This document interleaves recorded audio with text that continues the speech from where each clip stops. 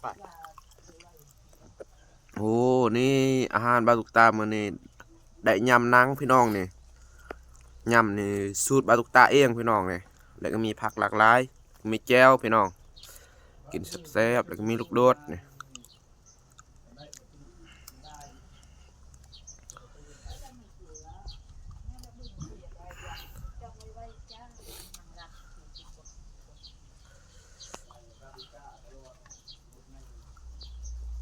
อืม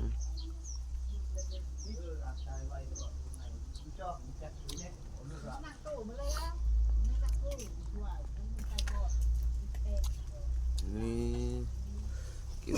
แซ่บๆเลยกับบรรยากาศกันหนาวๆพี่น้อง